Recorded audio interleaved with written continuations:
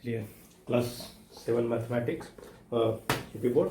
आज हम कॉन्सेप्ट देखते हैं चैप्टर 1C के बेसिस कॉन्सेप्ट। और आज के हम कॉन्सेप्ट में देखेंगे ऑर्डर ऑफ रैशनल नंबर, मतलब परिमेय संख्याओं का ऑर्डर, क्रम, जिसमें दो तरीका होता है क्रम का। एक होता है आरोही और एक होता है अवरोही, जिसे हम इंक्रीजिंग और डिक्रीजिंग ऑर्डर बोलते हैं। देखिए, इनको ज्ञात करने के परिमेय संख्याओं में कुछ तरीके होते हैं। सबसे पहला तरीका जो होता है, एक तो आप जानते हैं सबसे सिंपल है भाग्य के, ठीक है। आप उसके जो भी डेसिमल पॉइंट होते हैं वो आप फाइंड करके आप कैलकुलेट कर सकते हैं, लेकिन वो यहाँ तरीका अपनाना नहीं है। पहला यहाँ पर आता है, सब पहले हम समान हर बना के देखते हैं और फिर उस या तो फिर समान हर बनाएंगे और या तो और उसके जो फॉर्मूले पे बेसिस है वो हम देखते हैं यहाँ पर, ठीक है। एक एक करके हम जो भी कॉन्सेप्ट है पहले यहाँ पर क्लियर कर लेते हैं क्या क्या है। सभी का हम एग्जांपल लेते हैं और आपको क्लियर करते हैं। चलिए देखिए, सबसे पहले मान लीजिए पहला हमारा है समान हर बनाकर।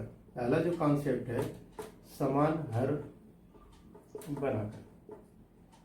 इस कॉन्सेप्ट में हम क्या देखेंगे, परिमेय संख्याओं को हम पहले उनके जो हर होते हैं वो समान बनाते हैं। एग्जाम्पल के लिए कोई चलिए -5/4 और दूसरी परिमेय संख्या है 7/-9, ठीक है। ठीक है, और एक चीज और याद रखिएगा, कभी भी परिमेय संख्याएं का जब हम ऑर्डर निकालते हैं और या फिर जब उसका सरलतम रूप निकालते हैं तो परिमेय संख्या का हर जो होता है वो नेगेटिव नहीं होता है, ठीक है। ये आप हमेशा याद रखिएगा। कभी भी अगर यहाँ पर नेगेटिव या ऋणात्मक अगर हर है तो आप उसको क्या करिएगा, हमेशा परिमेयीकरण करके इसको ऊपर कर दीजिएगा, ठीक है। ये आप याद रखिएगा हमेशा। चलिए अब यहाँ पर देखिए हम क्या करते हैं समान हर बनाकर। तो अब यहाँ देखिए समान हर कैसे बनाएंगे, हम क्या बनाएंगे, इसमें हम क्या कैसे आगे देखिए, क्योंकि अगर हम इसकी जनरली बात करें तो ये 9 है, ये 4 है, इन दोनों में कोई संबंध ही नहीं है कि एक दूसरे से मल्टीप्लाई करने के लिए। अब देखिए होता है क्या है, दो तरीका होता है, या तो आप इन दोनों का आपस में मल्टीप्लाई कर दीजिए, ठीक है, और या तो उसका लसा निकालिए, ठीक है। कभी कभी क्या होता है, हम मल्टीप्लाई जब करते हैं तो वो ज्यादा आ जाता है और इसका लसा जो होता है वो कम हो जाता है, और यही उल्टा भी हो जाता है, कभी कभी लसा ही हमको ज्यादा मिल जाती है। देखिए अगर ये तब केस होता है ज्यादा के केस में जब 3-4 परिमेय संख्याएं होती हैं तब, ठीक। चलिए हम पहले यहाँ देखते हैं, इनका लसा निकाल लेते हैं। देखिए लसा निकालते वक्त, इनका एलसीएम निकालते वक्त हम ऋणात्मक चिन्हों को कैलकुलेट नहीं करते हैं, इनको हम नहीं ले जाते हैं वहां पे, ठीक। माइनस ये लेंगे हम 9। अब देखिए यहाँ पर 2 हो जाएगा और ये 9 ही रहेगा, और ये हो जाएगा 2 क्या 2, और ये 9 है, ये 3 हो जाएगा, फिर ये 3 हो जाएगा, ठीक है। तो हमारे पास यहाँ हो गया 2 दूनी 4, 4 12 भागते हैं 36 हो गया लसा, ठीक है। हमको मिला लसा बराबर 36 मिला है, इसको लस अच्छे से लिख देते हैं। लेकिन अभी ये 36 क्या हम इसको बनाएंगे, लेकिन अभी एक चीज और, अभी मैंने आपको जो बताया कि ये धनात्मक होता है हमेशा, हर जो होता है इसमें धनात्मक होता है, तो हम इसको सबसे पहले तो हम इसको धनात्मक बनाएंगे। पहला जो है वो तो ठीक है, 7/-9 को हमेशा -1/-1 से मल्टीप्लाई करेंगे और ये हो जाएगा -7/9, ठीक है। तो अब देखिए, अब हमारी पहली परिमेय संख्या है -5/4, इसको हम क्या करेंगे, इसमें हम मल्टीप्लाई करेंगे। मल्टीप्लाई तो ऐसे ही डायरेक्ट कर सकते हैं यहाँ पर ऐसे तरीके से। अब कितने का मल्टीप्लाई करेंगे, देखिए कितने का मल्टीप्लाई करेंगे, 36 है, 36 हमको बनाने के लिए 9 का इसमें मल्टीप्लाई करना पड़ेगा। 9/9 बराबर हो जाएगा 9 45 हो जाएगा -45 36। दूसरे की बात करें तो 7 ये हो जाएगा -7/9 गुणे, अब इसमें कितने का मल्टीप्लाई करेंगे 36 होने के लिए, 9 था ये, अब इसमें हम 4/4 से मल्टीप्लाई कर देंगे। जितना हमें निकालना होता है उसी से इसमें भाग दे देंगे, जो आएगा उसी से मल्टीप्लाई कर देंगे। ये हो जाएगा 7 चौक 28 बटे 9 चौक 36। अब यहाँ देखिए हर जो है हमारा बराबर हो गया। अब कंपेयर करते हैं -45 और देखिए हमें आपको ब्लैंक चिन्ह लगाता हूँ -28। एक चीज देखिए यहाँ हमेशा याद रखिएगा, अगर दोनों माइनस हैं, दोनों माइनस हैं, यानी कि अगर दोनों संख्याएं माइनस हैं तो कौन बड़ी होगी इसमें, जो कम होगी, ठीक है, जो संख्या सबसे कम होगी वो बड़ी होगी, यानी कि जो सबसे कम होगी वो जीरो के नजदीक होगी, और जीरो को जो नजदीक होता है वही बड़ा होता है। -45 जो है वो छोटा है। तो अगर हम परिमेय संख्या की बात करें तो परिमेय संख्या जो हमारी है कौन सी बड़ी है। अब यहाँ अगर मैं चिन्ह की बात करूं यहाँ पर, तो इसमें कौन सा लगेगा, कौन बड़ा है, ये दूसरा वाला था ना 28, ये है, ये हमारा बड़ा है, ठीक है। यहाँ मैंने इसलिए लिख दिया, लेकिन हम यहाँ लिखेंगे इस फॉर्मेट में, ये किधर गया, -5/4 is greater then, less than होगा, ग्रेटर देन कौन है, ये है -7/9। ये था, देखिए पहला तरीका था यहाँ पर याद करने का। हमने क्या किया है, समान हर बना के देखा, ठीक है। तो ऐसे ही देखिए और भी कॉन्सेप्ट है, इसको जितना ही प्रैक्टिस करेंगे उतना ही ये आसान हो जाता है। चलिए एक और एग्जांपल देखते हैं।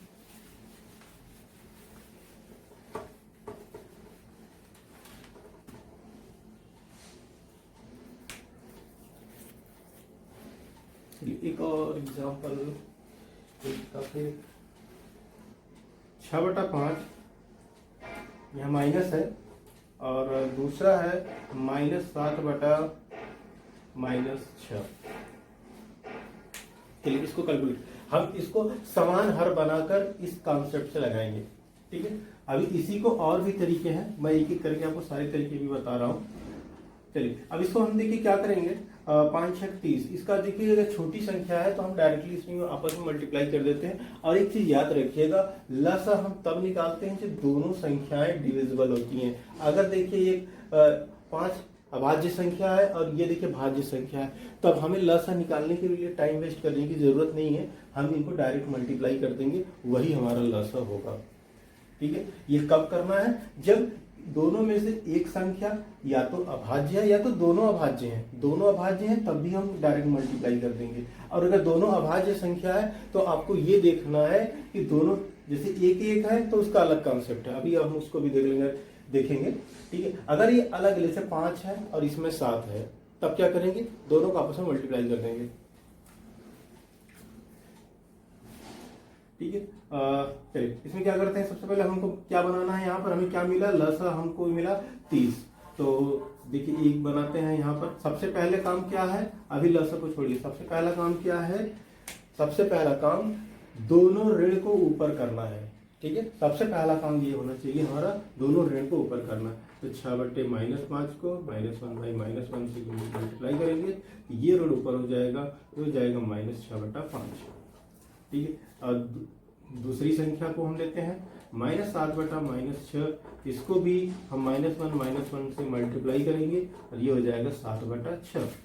दोनों में देखिए पॉजिटिव, सॉरी दोनों में नेगेटिव था, अब माइनस माइनस पूरा हुआ, दोनों पॉजिटिव हो गए, ठीक है। अब हमारे पास कौन सी परिमेय संख्याएं आ गई, देखिए हमारे पास परिमेय संख्या है, अब है हमारे पास -6/5 और 7/6 है, ठीक है। तो अब हम इनको बनाते हैं समान हर में। तो -6/5 गुणे कितने का गुणा करें, इस मतलब किस गुणा करते हैं, आपस में ही एक दूसरे से गुणा कर देते हैं, और अंश हर दोनों में 6/6, ये हो जाएगा -36, 5×6 = 30।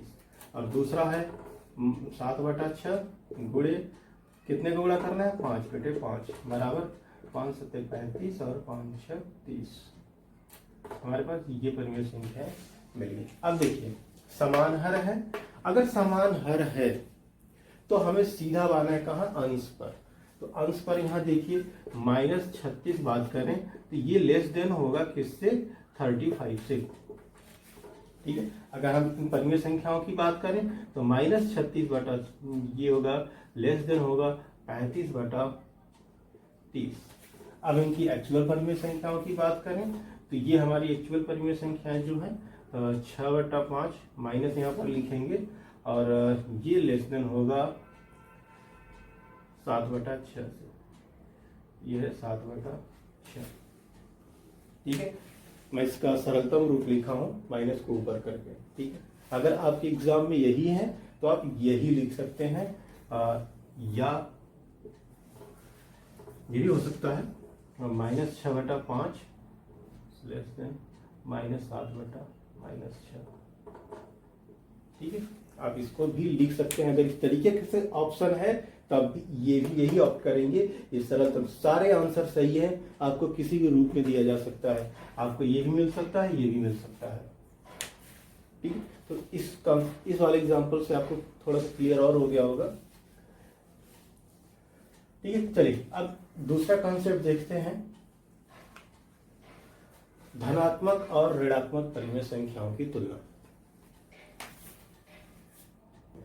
ठीक है। अगला कॉन्सेप्ट है धनात्मक और ऋणात्मक परिमेय संख्याओं की तुलना। अगर मैं धनात्मक और ऋणात्मक परिमेय संख्याओं की बात करें तो देखिए -5/6 और एक है 7/4। तो यहाँ पर देखिए कौन सी परिमेय संख्या बड़ी है, तो आप ये हमेशा याद रखिएगा, पर दो परिमेय संख्याएं अगर हैं, एक ऋणात्मक है और एक धनात्मक है, तो धनात्मक परिमेय संख्या हमेशा बड़ा होगा, ये आप याद रखिएगा, ठीक है। धनात्मक परिमेय संख्या हमेशा बड़ा होता है, धनात्मक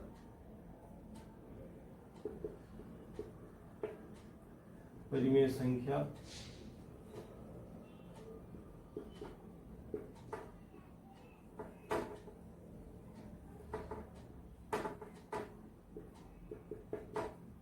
ये आप हमेशा याद रखिएगा, हमेशा बड़ा होता है कौन, धनात्मक परिमेय संख्या जो होती है वो हमेशा बड़ा होती है। अब यहाँ देखिए आपको कुछ भी कैलकुलेट करने की नहीं है, न यहाँ आपको अंश और कुछ भी बनाने की जरूरत नहीं है, आप सीधा आप इसको इस तरीके से लगा सकते हैं।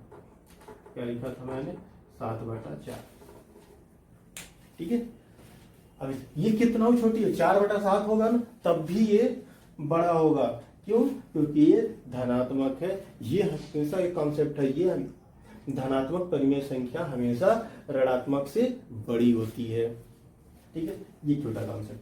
अब देखिए, अब दूसरा, ये तो पहला था, अब दूसरा जो कॉन्सेप्ट होता है ऋणात्मक परिमेय संख्या हमेशा जस्ट इसी का उल्टा है, ठीक है। ऋणात्मक परिमेय संख्या धनात्मक से हमेशा छोटी होती है। अगर मैं इसकी ये बात करूं, यही चीज यहाँ पर सेम यही लिखा जाएगा। अब अगर देखिए मैं दूसरे तरीके से मैं लिख रहा हूँ, दूसरी एग्जांपल है, सेम यही चीज आएगा यहाँ पर -4/, अगर मैं 3 की बात करूं, और दूसरी परिमेय संख्या है 5/3, नहीं ये 5/3 नहीं लूंगा क्योंकि दोनों को समान नहीं बनाना है, अभी इसको 4 ले लेता हूँ।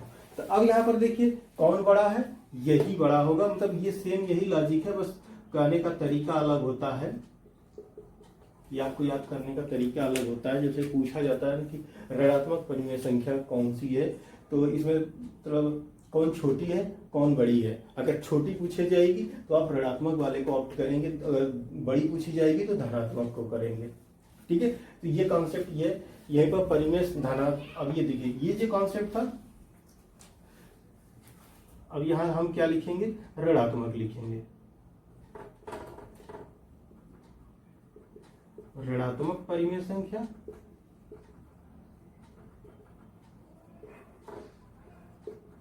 हमेशा छोटी होती है, ठीक है,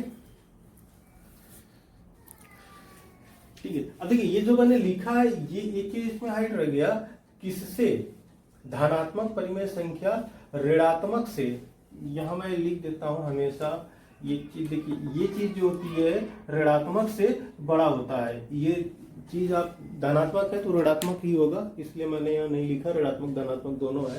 तो इस अगर मैं यहाँ, अगर आपको कंफ्यूजिंग हो रही हो तो मैं यहाँ लिख देता हूँ ऋणात्मक परिमेय संख्या धनात्मक से, ठीक है,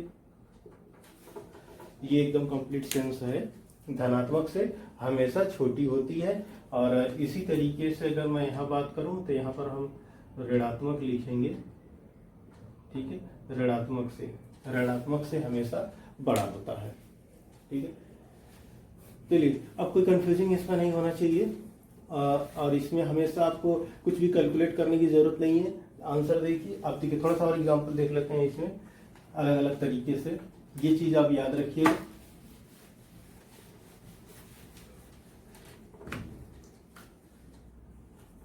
एग्जांपल हम सब देख रहे हैं यहाँ पर, -3/2 और दूसरा है -4/-3। इसमें कौन बड़ा है? देखिए अब दोनों में देखिए ऋणात्मक ऋणात्मक चिन्ह तो लग रहा है, लेकिन आपको हमने बताया था कि हर में कभी भी ऋणात्मक नहीं होता है। जब भी हम ये तुलना करेंगे, जब भी हम परिमेय संख्याओं की तुलना करेंगे, तो आप हमेशा जो हर होता है उसको धनात्मक बना लेंगे। ठीक है, तो इसको अगर हम धनात्मक बनाएंगे तो -4/-3 -1 से हमेशा मल्टीप्लाई करना है। अब देखिए माइनस ये भी प्लस हो जाएगा और ये हो जाएगा 3 4/3। देखिए 4/3 हो गया, ये बराबर है 4/3, यानी कि ये धनात्मक हो गया। ठीक है, जब ये धनात्मक हो गया तो हमारा तो कॉन्सेप्ट वही था, धनात्मक और ऋणात्मक पहले यहाँ पहचानना था। तो और ये देखिए ऋणात्मक है तो हम सीधा यहाँ पर क्या करेंगे, 4/3, ये बड़ा है। और ये बड़ा और छोटा का चिन्ह होता है, जिधर मुंह खुला होता है वो बड़ा होता है और जिधर मुंह बंद होता है ये छोटा होता है। ठीक, ये एक एग्जांपल से आपको एक कॉन्सेप्ट क्लियर हुआ। चलिए, और अगर हम दोनों, लेकिन दोनों केस अब यहाँ नहीं देखनी है। देखिए ये था बड़ा और छोटा का, ठीक है, धनात्मक और ऋणात्मक का कॉन्सेप्ट हमने देखा। ठीक है, इसमें हमें दो कॉन्सेप्ट मैंने आपको बताया। अगर ऋणात्मक पूछा जाएगा तो आपको ये मतलब छोटी संख्या अगर पूछी जाएगी तो आपको ये देखना है कि दोनों में से अगर कोई ऋणात्मक है तो वो छोटा है। ठीक है, आपको कैलकुलेट करके देखने की जरूरत नहीं है कि इसके कौन से मान कितने हैं, कुछ भी नहीं करना है, बस ये आपको देखना है कौन धनात्मक है कौन ऋणात्मक है। वो और कैलकुलेशन की जरूरत तब पड़ती है जब दोनों सेम, दोनों धनात्मक हो दोनों ऋणात्मक हो तब होती है। जैसे हमने अभी पहले एग्जांपल को देखा था। अब आइए, अब इसमें अगला कॉन्सेप्ट है समान हर है तो। तीसरा कॉन्सेप्ट है समान हर है तो। देखिए अगर ये कॉन्सेप्ट है तो इसमें तो हमारा एक कॉन्सेप्ट पहले ही आसान हो जाता है क्योंकि समान हर बनाना नहीं है। ठीक, लेकिन थोड़े से यहाँ लॉजिक हो जाते हैं। देखिए अगर हम -5/6 की बात करें और दूसरी परिमेय संख्या है -8/6 की, तो अब इसमें बताइए कौन बड़ा है और कौन छोटा है।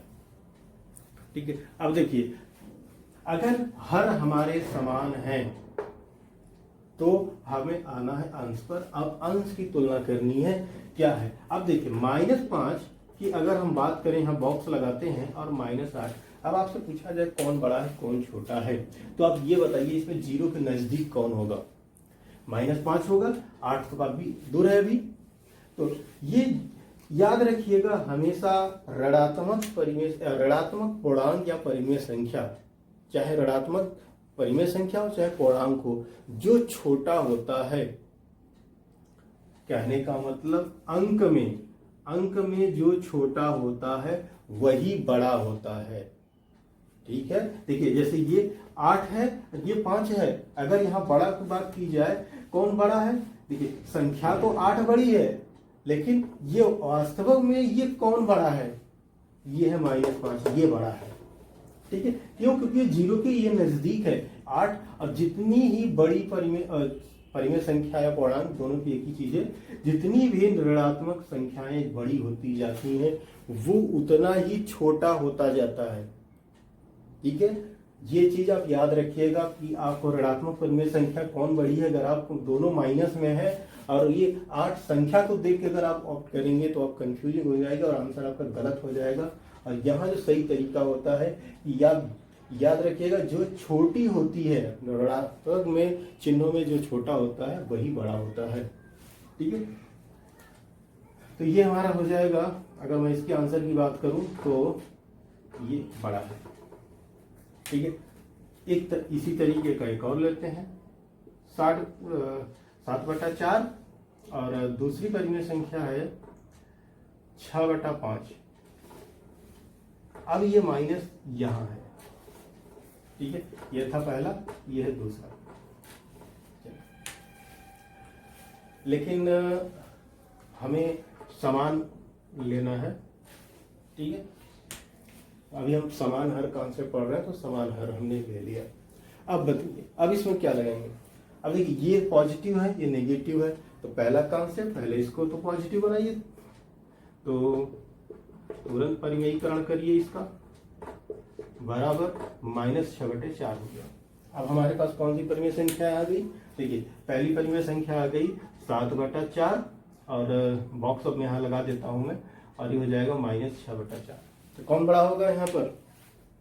देखिए, छोटा कौन है, 6 है, हर दोनों के बराबर है, तो ये देखना ही नहीं है। अब फिर यहाँ जाइए, ये बड़ा होगा, -6 जो है वो बड़ा है, ठीक है। अगर यहाँ की बात करें तो ये चिन्ह लगेगा, ठीक है। और दोनों में अगर धनात्मक होगा तो परिमेयीकरण करेंगे तो एक सॉल्व हो जाएगा। चलिए एग्जाम्पल वो भी देख लेते हैं, इसी में देख लेते हैं। चलिए, मान लीजिए ये दोनों में होंगे, ठीक है।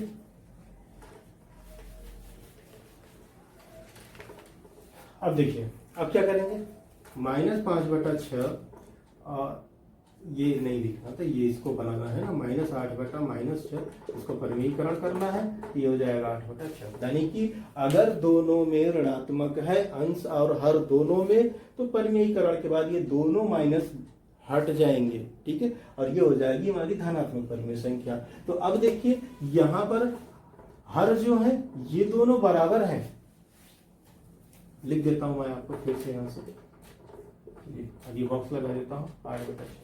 अब देखिए, आपको पता है ये 8 बड़ा है, ऐसे भी लग रहा है, और साथ में नीचे 6 है, दोनों है हर जो है 6 है। तो यहाँ कंपेयर करने के हमारे पास दो तरीके हो रहे हैं, या तो माइनस के करिए, और या तो ये अंश को तुलना करिए, ठीक है। तो हम यहाँ किस तरफ चलेंगे, ये चलेंगे, टाइम वेस्ट नहीं करेंगे, यहाँ पर सीधा हम देखेंगे धनात्मक है, ये ऋणात्मक है, हर दोनों में सेम है, इसको देखिए ही मत, ठीक है। और ये लगाइए 8/6, क्योंकि धनात्मक परिमेय संख्या। अभी हमने कॉन्सेप्ट पढ़ लिया था धनात्मक और ऋणात्मक, धनात्मक हमेशा बड़ा होता है ऋणात्मक से, तो अब सीधा इसको बड़ा कर दीजिए, ठीक है। चलिए, नेक्स्ट कॉन्सेप्ट है फार्मूला है। एक फार्मूले के बेस पर होता है, कुछ लॉजिक होती है, इनका जो कॉन्सेप्ट होता है वो हम देखते हैं यहाँ पर।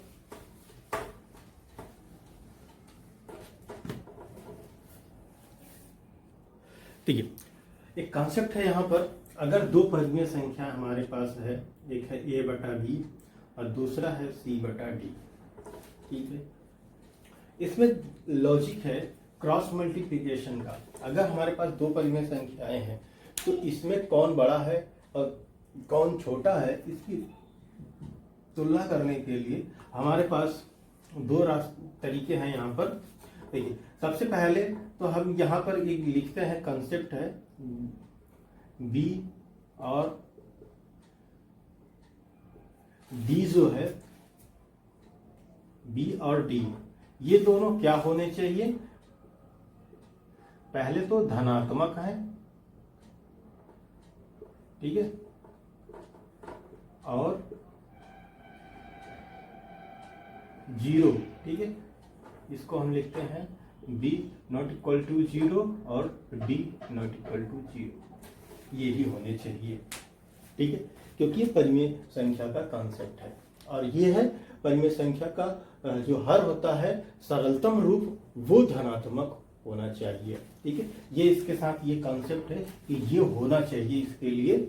अब यहां देखिए, दो है, पहला होता है a/b, ये बड़ा होगा c/d से, यदि क्रॉस मल्टीप्लिकेशन में, देखिए हमारा a और d थोड़ा एक जैसा है, आप कंफ्यूज मत होइएगा, ये a है, ये d है, ठीक है। इसमें थोड़ा सा पहले से ही हमारी यही आदत पड़ गई है बनाने की, ये तो देखिए a और d, ठीक है, a और d greater than b c, ये है, ठीक है।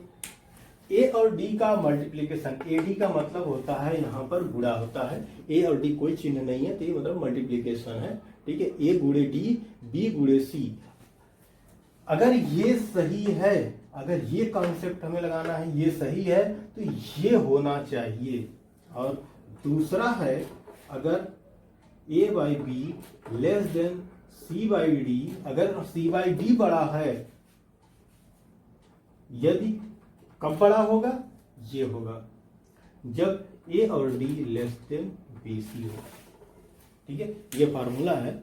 हम अभी इसी पर एक एग्जांपल देखेंगे और फिर इसका कॉन्सेप्ट और अच्छे से क्लियर हो जाएगा। देखिए, अगर ये दो परिमेय संख्याएं हैं तो इन दोनों का क्रॉस मल्टीप्लिकेशन, अगर ये देखिए ए और डी, ये देखिए ए और डी का जब गुणा कर रहे हैं, ये दोनों का मल्टीप्लिकेशन अगर बड़ा आ रहा है बीसी से, ठीक है, तो ये पहली वाली परिमेय संख्या बड़ा, क्रम देखिएगा यहाँ पर, याद रखिएगा, ठीक।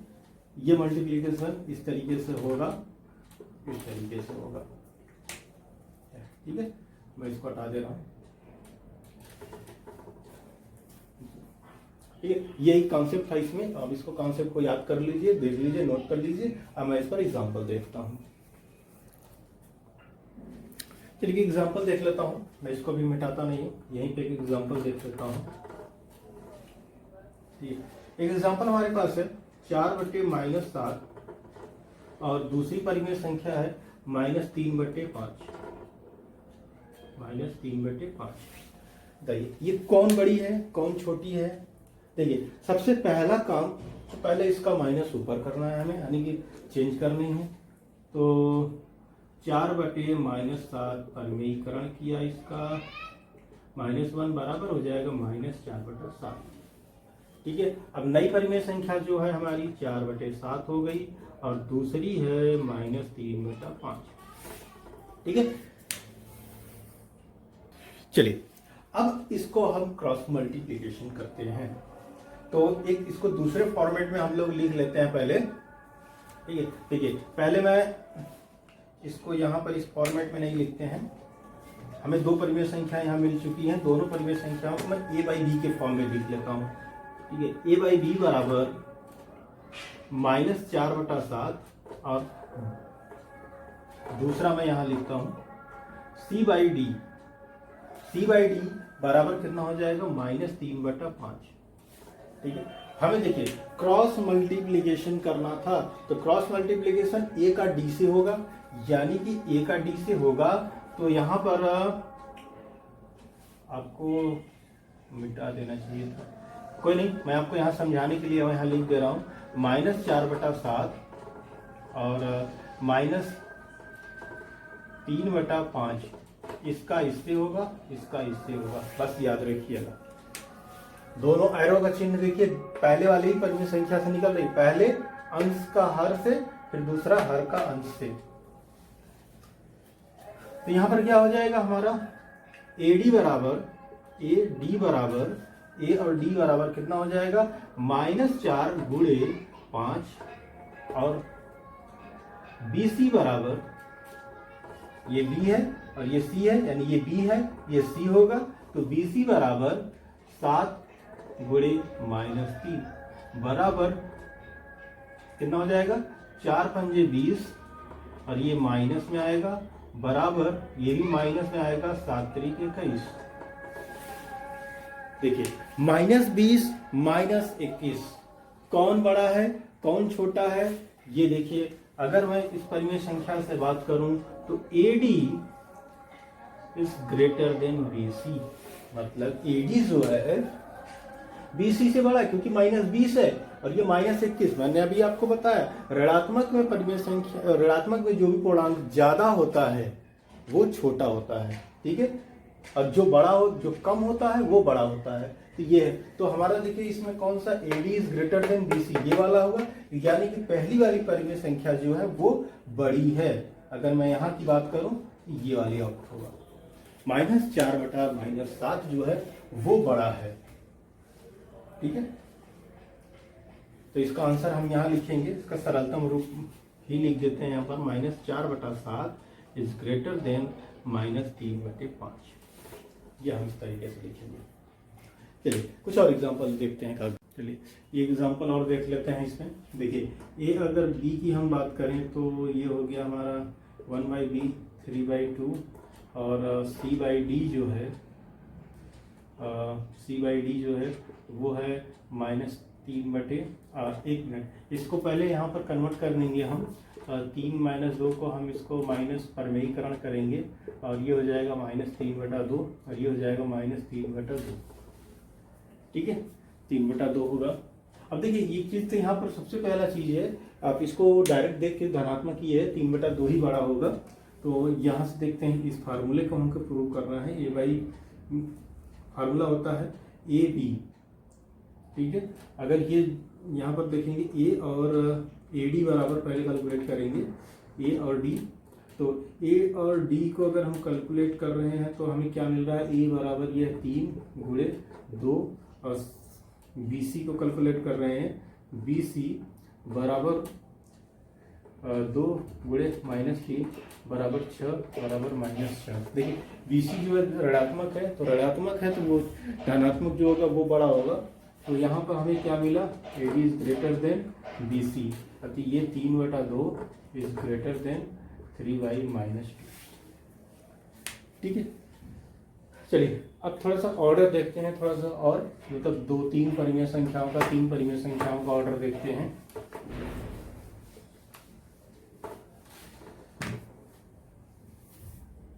ये हमारे पास 4 परिमेय संख्याएं हैं और इनको मुझे ऑर्डर करना है। ठीक है, दोनों तरह से हम ऑर्डर करके हम आपको दिखाएंगे, बढ़ते और घटते दोनों क्रम में। ठीक है, आरोही और अवरोही दोनों। अब देखिए पहले इसको मुझे ऑर्डरिंग करना। देखिए यहाँ पर ऑर्डरिंग कैसे करेंगे, सबसे पहले देखिए यहाँ पर अगर हमारे पास इस तरीके के क्वेश्चन आ रहे हैं तो समान हर बना लेते हैं इनका। ठीक है, और ये जो फार्मूले थे हमारा a/b c/d वो 2 के लिए था। अगर 3 4 आ रहे हैं तो सबसे आसान तरीका है समान हर बनाइए और अंशों की तुलना कर दीजिए फटाफट। तो अब देखिए अगर मैं इसकी बात करूं, यहाँ पर इनके अगर लसा की हम बात करें तो देखिए अगर हम लसा हम निकालते हैं तो 5 10 15 30। अगर इसका हम लसा निकाले तो ये हो जाएगा 5, ये हो जाएगा 5, ये हो जाएगा 15 और ये हो जाएगा 15। और फिर अगर मैं इसे 3 से काटता हूँ तो ये हो जाएगा 5, ये हो जाएगा 5, ये हो जाएगा 3 × 5 = 15 और ये हो जाएगा 3 × 5 = 15। और ये अगर हम काट देंगे तो 1 1 1 1। हमें लसा जो मिला 2 × 3 × 5 बराबर कितना, 2 × 6 = 5 30। यानी कि हमें सभी का हर जो है वो 30 बनाना है। ठीक है, लेकिन उसके पहले हमें इन दोनों को धनात्मक बनाना है। ठीक है, तो धनात्मक इनको बनाने के लिए क्या करेंगे, सबसे पहले तो 8/-15 में ये देखिए ये रिटर्न एग्जाम में हमको लिख के दिखाना पड़ता है, डायरेक्ट इस पर हम ऋण नहीं लगा देंगे ऊपर, और इसको हमें दिखाना पड़ता है, इसलिए यहाँ पर हर बार लिखना जरूरी होता है। और ये हो जाएगा 15। और दूसरे की बात करें 17/-30 -1 बराबर ये हो जाएगा 17/30। ये हमें दिखाना पड़ता है। चलिए अब देखिए ये हो गया परमेयीकरण करने पर। ठीक है, यहाँ पर हम लिखते हैं हर को धनात्मक बनाने पर। ठीक है, ये दोनों के लिए यही चीज होगा, ये हमें लिखना पड़ेगा यहाँ पर। अब बात आती है 8/15। अब इनको सभी का हम पहले अब करते हैं हर बराबर करते हैं, तो 3/5 गुणे कितने का गुणा करेंगे इसमें। अब देखिए कितने का मल्टीप्लाई करेंगे, हमको मालूम तो चल गया सबको 30 बनाना है, लेकिन मल्टीप्लाई कितने का करेंगे। तो ये जिस संख्या को हमें बदलना है, हर को बदलना है, तो हर से इसी में भाग देंगे, जो आएगा उसी से मल्टीप्लाई कर देंगे। ठीक है, तो 6 बार इसमें भाग जाएगा तो 6/6 से मल्टीप्लाई करेंगे बराबर ये हो जाएगा 3 × 6 = 18/5 = 30। यह पहला हो गया। और अब हम दूसरा यहाँ पर कॉमा लगाते हैं, दूसरा देखते हैं -7/10 गुणे 3/3 बराबर -21/30। ठीक है, इसी में एक और कर लेते हैं। और ये हो जाएगा हमारा ये -8/15 गुणे 2/2 बराबर 8-16/30। ठीक है, चौथे की बात करते हैं। 17/30 ये है ही। ठीक है, इसको बदलने की जरूरत नहीं है, तो मैं इसको यहीं लिख देता हूँ 17/30। ये हमारा चौथा परिमेय संख्या है। तो ये परिमेय संख्या है 1, 2, 3, 4। ये जो अंडरलाइन परिमेय है संख्याएं हैं वही परिमेय संख्याएं अब हैं। अब इनको मुझे कंपेयर करना है, तुलना करनी है। देखिए हर जो है सभी के बराबर है, तो एक बार हम अंश को लिख लेते हैं अलग से। तो अंश को पहले लिख लेते हैं, ऑर्डर में ही लिख लेते हैं।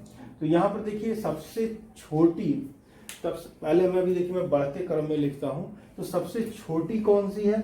सबसे छोटी ज्ञात करने के लिए जो सबसे छोटी ऋणात्मक परिमेय संख्या है वो पहले तो ऋणात्मक देखिए, इसमें यहाँ ऋणात्मक नहीं है, इसको छोड़िए। यहाँ ऋणात्मक है और यहाँ ऋणात्मक है। तो इन ऋणात्मक में देखिए सबसे बड़ा संख्या कौन सी है? देखिए सबसे बड़ी संख्या और सबसे बड़ा मान अंक जो है वो हमें देखना है। यहाँ सबसे पहले अंक देखनी है, जो सबसे बड़ी अंक होगी वही सबसे छोटी होगी। तो -21, ठीक है, ये होगा, ये इस तरह का चिन्ह लगेगा, ये सबसे छोटी संख्या है। अब इसके बाद ये होगी 16, ये इससे बड़ी होगी। ठीक है, अब इसके बाद अब धनात्मक में आ जाते हैं।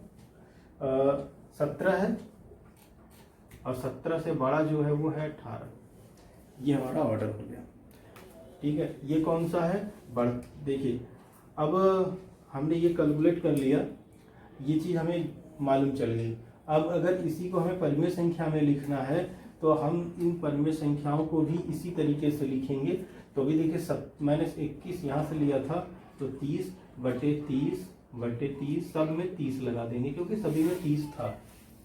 ठीक है, सभी में 30 है, ये था नहीं है, और इसलिए मैंने 30 समय लगा दिया। देखिए ये हमारी परिमेय संख्या का ऑर्डर हो गया। ये कौन सा ऑर्डर है? बढ़ते क्रम में, जिसे हम बोलते हैं आरोही क्रम। ठीक है, चलिए अब हम देखते हैं घटते क्रम की अगर हम बात करें तो अभी देखिए अब मुझे मिटाना पड़ेगा। खैर अभी हमारी परिमेय संख्या का एक्चुअल आंसर जो होगा, ठीक है, ये आपने देख लिया। अब आप ये भी देख लिया, ये बढ़ते क्रम में है, तो बढ़ते क्रम को मैं यहाँ लिख देता हूँ। अच्छा ये आपने ही देख लिया, ठीक है, बढ़ते क्रम, 1 मिनट, मेरा बोर्ड थोड़ा छोटा पड़ जाता है, बढ़ते क्रम का। ठीक है, अब मैं इसी को इस रूप में लिखूंगा। देखिए किससे बदला गया था? पहले ये है ऋणात्मक, ऋणात्मक छोटी संख्या है, तो -7/10 ग्रेटर देन -17/17 था। ये धनात्मक, देखिए धनात्मक हो जाएगा, ये यहाँ नहीं आएगा, हमको 16 लेना है। 16 कौन सा था? ये था 15, क्योंकि ये ऊपर गया था ना, तो ये हो जाएगा 8/15। और इसके बाद जो इससे बड़ा आया था 17/30, तो ये है 17/30, ये है 17/30। ठीक है, और चौथा जो है ये है 18/30। अरे 18/30 यहाँ मुझे नहीं लिखना था, ये मुझे ये परिमेय संख्या लिखनी है। कौन सी है ये? 17/30 ही है। हाँ ठीक है, कोई नहीं, इसको सही था ये हमें 3/5 लिखना था। 3/5, 17/30 तो ये था ही इसमें। हाँ अगर ये प्रश्न में अगर माइनस था तो माइनस आप लगाए रखिए, कोई दिक्कत नहीं। ठीक, वैसे जनरली हम माइनस नहीं लगाते हैं, है ना। अगर आपके आंसर में माइनस दिया हुआ तो आप आंसर में लिखिए, आप इसी क्रम में इसको लिख दीजिए यहाँ पर, वो भी सही होगा। देखिए एक तो आंसर आपका ये है, ठीक है, और एक ऋणात्मक में है, ये 8 जो है ये ऋणात्मक में होगा ये। ठीक है, ये 8 जो है ऋणात्मक में आएगा, और ऋणात्मक में ये नहीं है, मैं ये लिखता हूं, आप माइनस लिख के चलिए, ये आपको आंसर यही मिलेगा, इसलिए मैंने इसी रूप में लिख दिया है। ठीक है, तो ये हमारे हो गए ऑर्डर। अब इसी को आपको अगर बढ़ते क्रम में हो गया, ये अगर घटते क्रम में ऑर्डर करना है तो सबसे पहले आप इसको लिखेंगे, फिर इसको, फिर इसको, फिर इसको। ठीक,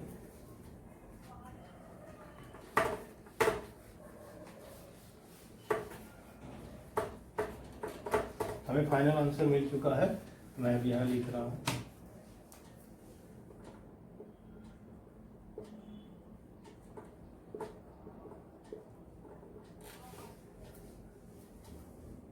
आरोही क्रम है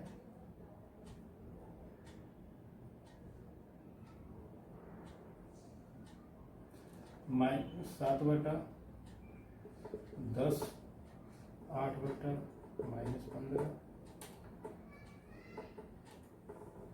और 17/30, 3/5। अवरोही की बात करें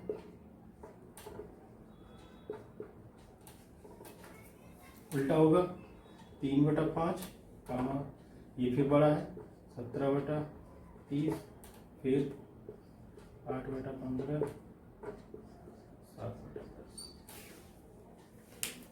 ठीक है, ये हमारे ऑर्डर हो गए। ठीक है, तो ये था हमारा कॉन्सेप्ट। और एक चीज याद रखिएगा, आपके यहाँ से सवालों में जो माइनस होते हैं ना, हम कम तुलना करने के लिए हम इसमें हर को धनात्मक बना लेते हैं, लेकिन आंसर में हम जैसा जो दिया होता है उसी क्रम में लिखते हैं। ठीक है, आपको आंसर भी देखेंगे तो आपको इसी क्रम में मिलेगा, और अगर डिफरेंट मिल रहा है तो भी सही होगा, लेकिन ज़्यादातर आपको आंसर यही मिलेगा, इसी क्रम में मिलेगा, जो आपको क्वेश्चन दिया गया है उसी क्रम में मिलेगा। ये माइनस और धन और चिन्ह की बात कर रहा हूँ मैं। ठीक है, चलिए आगे कुछ हमारे कॉन्सेप्ट हैं जो अभी हम लोगों ने देखा है, कुछ प्रगुण है, उनको आपको याद करने वाली चीजें हैं। ठीक है, मैं आपको यहाँ बता रहा हूँ एक एक करके। ठीक है, दो कॉन्सेप्ट है यहाँ पर। परिमेय संख्याओं का अनुक्रम, ऑर्डर के जो प्रगुण होते हैं वो है यहाँ पर, और भी हैं भी दो, पहले दोनों को समझ लेते हैं। देखिए, प्रत्येक धन परिमेय संख्या शून्य से बड़ी होती है। प्रत्येक धन परिमेय संख्या शून्य से हमेशा बड़ी होती है। अगर मैं बात करूँ मैं पर संख्या रेखा पर, तो 0 इधर नेगेटिव होती हैं, और ये सभी पूर्णांक है हमारे, और पूर्णांक को ही हम परिमेय संख्या के रूप में हम लिख देते हैं। ठीक है, ये 0 हो जाएगा। अब यहाँ पर होगा 1 और ये होगा 2। ठीक है, कि परिमेय संख्या के रूप में मैंने लिख दिया। तो ये जो होती हैं ये संख्याएं, ये सभी शून्य से बड़ी, जो भी शून्य से बड़ी होती है, शून्य से थोड़ा सा भी बड़ा, अगर इसमें दशमलव का भी अंतर आ गया तो ये बड़ी होती हैं, शून्य से बड़ी होती है। इसीलिए बोला जा रहा है कि धनात्मक होती है, कि 0 जो होता है वो ना धनात्मक होता है ना ऋणात्मक होता है। ठीक है, ये न्यूट्रल होता है, इस पर कोई भी चिन्ह नहीं होता। इससे अगर थोड़ा भी बड़ा हुआ, कुछ भी 0.1 भी ऐड हो गया तो ये धनात्मक हो जाती है, और 0.1 भी अगर माइनस हो गया इसमें से तो वो ऋणात्मक हो जाती है। तो वो बात की जा रही है कि 0 से इस तरफ अगर थोड़ा भी अगर इंक्रीमेंट हो गया तो वो हमेशा धनात्मक होती हैं, और क्या होती हैं, शून्य से बड़ी हैं। ठीक है, ये शून्य से बड़ी होती हैं। और इसी तरीके से अगर थोड़ा भी अगर डिक्रीमेंट हो गया, अगर घट गया, तो ये अगर ऋण में आ गया, ऋणात्मक हो गई, तो वो शून्य से हमेशा छोटी होती हैं। चलिए, थोड़ा सा और कॉन्सेप्ट है, मैंने देख लिया, अभी 2 पॉइंट देख लिया था। तीसरे की बात करते हैं। प्रत्येक शून्येतर परिमेय संख्या या तो धनात्मक होती है और या तो ऋणात्मक। देखिए, इसका मतलब क्या है, शून्येतर का मतलब होता है बिना शून्य वाली, मतलब शून्य नहीं हो, मतलब ऐसी परिमेय संख्या जो शून्य नहीं होती है, या तो धनात्मक वाली या तो ऋणात्मक वाली, शून्य नहीं। शून्य को छोड़कर सभी परिमेय संख्याएं या तो धनात्मक होती हैं और या तो ऋणात्मक होती हैं। ठीक है, बस ये कॉन्सेप्ट है, शून्य को छोड़कर। अब शून्य आपने जब हटा दिया तो संख्या रेखा पर या दो ही चीज बची, या तो धनात्मक होगी और या तो ऋणात्मक होगी। ठीक है, वही चीज यहाँ बताया जा रहा है। और इस निष्कर्ष के अनुसार हमारे पास 2 निष्कर्ष और निकलते हैं। कोई भी परिमेय संख्या या तो 0 से बड़ा होगा, और या तो 0 के बराबर होगा, और या फिर 0 से बड़ा होगा। ठीक है, 0 से बड़ा होगा या 0 से छोटा होगा, 2 चीजें हो गई, और एक होगा या तो बराबर होगा। इन तीनों के अलावा और कुछ नहीं मिलेगा।